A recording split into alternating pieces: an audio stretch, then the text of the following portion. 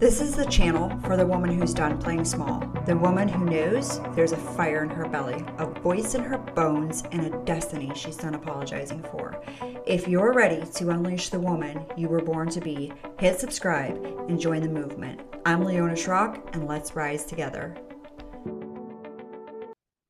It's been a hot second since I have been here. So excited to share this episode with you guys.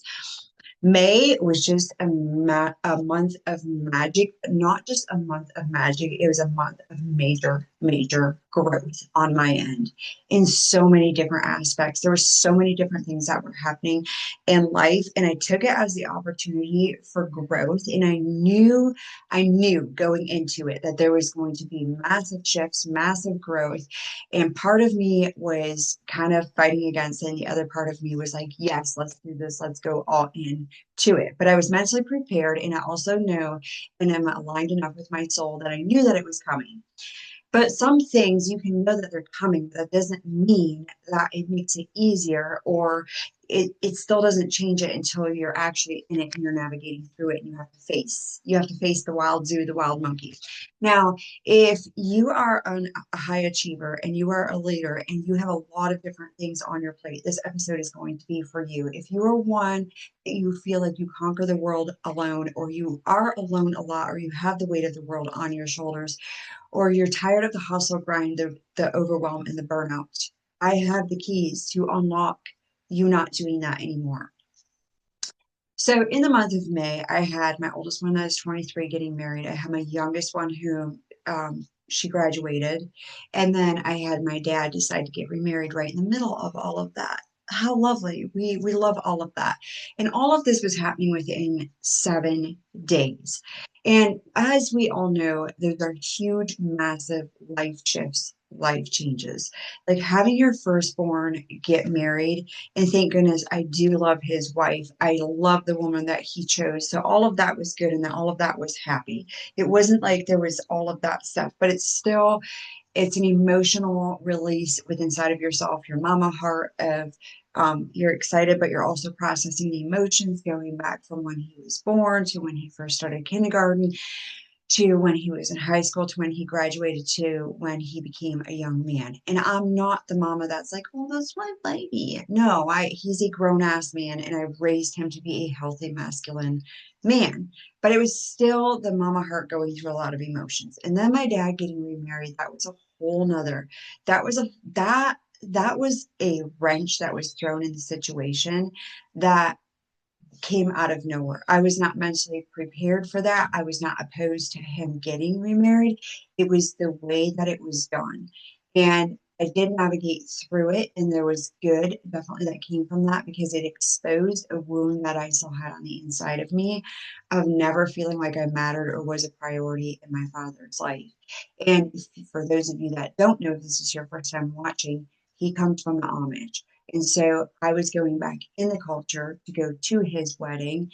And it's just a whole different dynamic. Now, I can go in there and there's no issues, but the energetics around it it's very different. That also puts it in a position that I had to go through my mother's things before she moved in and had to do that right smack dab in the middle of everything. And then when my daughter had graduated, it was Saturdays. And then Thursdays was my son's wedding. And then the following Tuesday was my dad's wedding. And then that's Friday, I had my daughter's graduation party. Now we know those are very, very intense, emotional milestones because it's also the first time in 18 years that I don't have a child going to school. What do you mean? My youngest one just graduated. Like, that's a huge shift for my mama heart. And then also with just like financially bringing everything together and making sure that my family is flowing, my finances are flowing, my business is flowing, working my business, scaling my business, and growing who I am. And also, I had committed and told myself that I would not go into my default setting, which this is what I do when my stress levels get higher. I would always work it off. Work was my greatest addiction. That was the way that I navigated through life. That was the way that I conquered. That was the way that I dealt with my emotions. That's why I was so emotionally unavailable for so long, because I didn't want to feel. I would just work it off. And so leading up to through the month of May, I did have systems set up in my business because I knew that it was coming down the pipeline. I had systems set up in my business that I still was going to show up. Like I still was showing up for my business, but I knew that I could trust my systems that I had in place. And then also, it was I had set the intention to like double my income and go big or go home, right? Why not do it the month that you're going to spend the most money, but also do it the month that you're going to work the least? Why not do it when the pressure point hits the hardest? And it, I could have done it through hustle and grind, but because I had committed to myself that I would lean into being present, I would lean into trust versus sacrifice. Because subconsciously, we have a lot of programming around sacrifice. I will sacrifice myself to do this. And I did. I did in the beginning. I began to shrink myself energetically, make myself smaller. And I was like, well, I'll just do without this, and I'll do without this, and I'll do without that, and I'll do without this, and I'll make like ends work and make ends meet. So all of these different things are taken care of over here because you have all this different stuff to buy and all of these different things to take care of. And I had this like moment where I realized because I kept feeling like I can't get my body out of fight and flight. It was, I know that I'm not alone and I know that nobody's dying, but it literally feels like if I don't make the right moves, like somebody's going to die, not literally. And I realized in my body I was stuck. Like I was in freeze mode of not truly opening myself up to asking what I desire. You have not because you ask not. And remember what I was saying about my father wound of not knowing how to make myself a priority because it was never safe for me to be a priority. So I didn't know how to make myself a priority. But I did know enough of how to regulate my nervous system, how to do that identity work. I have the tools and the inner knowing of how to integrate these things.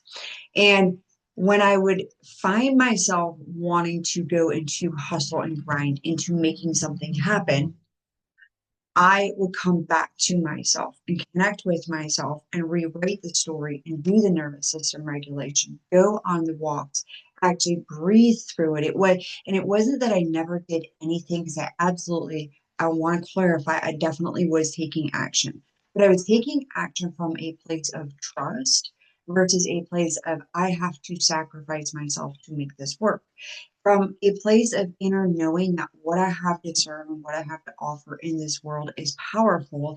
And there are people waiting to buy from me and what I have because it actually completely transforms their lives. I have the living, walking proof that the work that I do transforms lives. My clients have that. And I also knew that going into this, I had raised my prices. I didn't raise my prices because so much of me doubling my income. I had raised my prices because I had tapped deeper into my self worth and the value of who I am and what I deliver into this world, knowing that I needed to stop abandoning myself for what I was offering. So there was a lot of things that were going on, also, which tapped into the self worth of me being present, me showing up to take my daughter shopping, me showing up to slow my days down, to make my choices from a place of inner knowingness instead of a place of fight and flight. And as I navigated through this and as I walked through this, I I have a money something that I have been integrating in my life for I'm guessing about 8 weeks. That is, I don't have a name for it yet, but I am going to sell it here in a bit because it's like a money date that I had every week. I'll come up with money magic name of whatever it is. So I have been integrating that. But the next step that I took that really ultimately shifted and changed big time was that I wrote down my expenses for every week, and I did it in not a way of shrinking. I did it in an expansive way of what would the wealthy version of me, what would she ask for? What did she need this week? And I applied this to my money date and I wrote it down and I circled the number. And I'm like, and if this is the amount that I knew that I was making weekly, what are the action steps that I would be taking? What would I be believing about myself? And how would I be showing up in my everyday life? When you reverse engineer, not coming from the place of your wounds, not coming from the place of your conditioning, not coming from the place of your programming, but coming from the place that it is already done, it is already finished, it is already provided for. When you start moving in your inner feminine, in your inner trust, in your inner knowing, and it stretches you. There's an expansion, there's a stretching, it's a growth, it's a birthing process that happens. And I kept signing on clients and I kept raising my prices. And I even had a client that came, wasn't client, but I even did a strategy call with a woman who came in and she kind of like just ghosted me. And I was like, okay, perfect. Like that we're not aligned to work together, but that doesn't mean um I'm going to drop my prices. In fact, I'm going to raise my prices because I know the speed dial of growth that I am going through and the energetic place that I hold for my clients and what my clients deserve to have from me is going to require me to keep going up my prices so I can pour more into myself because this is full circle impact. You are never doing people a service by selling your stuff for peanuts. Now, I do have things, I have a $27 offer in my miracle money or whatever I'm going to call it yet. It's not even going to cost a lot. I get the whole point of investing in yourself in small pocket ways of doing it like that. But when it comes to if you fully desire to have transformation in your life, you want to see your coaches living the life that you desire to have and how we live that life of what like as a leader and as a coach yourself, the way that we are showing up for ourselves, that is the way that your business is going to be run. That is the way that your life is going to be run. That is the way that your family is going to be run. That is the way that your bank account is going to be run. It is all like when you go from sacrifice to trust, that is going from your wounded masculine into your feminine. And that is because the feminine, she moves with an intuition. Knows. She knows that she is supported. She knows that she is provided. When you are in your healthy femininity, you listen to your intuition, you're tapped into your discernment, you move not coming from a place where things make sense logically, where things make sense in your intuition. You know, the downloads that you get, oh, I should create this, or I've thought about doing this. Those hits that you have, those are your blueprint to success. That is tapping into the wealthy woman on the inside of you. And you continuing to show up and follow those hits and knowing that the reason that you're getting these hits, knowing that the reason that you're getting these downloads and knowing that the reason that you're feeling inspired to take these actions is because somebody on the other side is waiting for that from you. And it's not just a money exchange happening between you and them, it's actually a life transformation that's happening between you and them. Whatever your gift is, whatever it is that you are tuned in, tapped in, if you don't know what that is, then what are you waiting for? Come work with me one-on-one or tap into. I was going to say, or buy one of my programs. My Reclaim Her Power is finally being launched out this month, which I'm so excited. Which, if you're working with me one-on-one, you're automatically going to have access to that. It is going to be my signature program. It is so good. It's ultimately the one that I feel has most of the modules in it that really, really had like my life go from the rock bottom of where I was hustling, I was grinding, I was stressed out, I was disconnected, I was working all the time. I was always in anxiety of are things going to work out? Is it going to be enough to now moving in trust and ease and faith? And yes, sometimes I am facing my own inner limits. We're always facing our own inner limits as you are growing and expanding. But the beauty of this was that I got to be present with my family. I totally enjoyed all the experiences, the graduations, the wedding, my dad's wedding, not so much, but that was not because I wasn't present. It was just the dynamics of the way everything unfolded. But this is the first time in my life that I allowed myself to slow down this much when the financial stakes were that high, slow down this much, be this present, trust this deeply, and actually double my income. It was my highest month so far that I have made in income in my business and worked the least amount because I was very, very intentional with the work that I was doing and the way that I was showing up and the energy that I was pouring out and pouring in to myself. And this is what happens with my clients when I work with them. They stop going external and they start going internal because trust is an action. It takes trust for you to show up for you.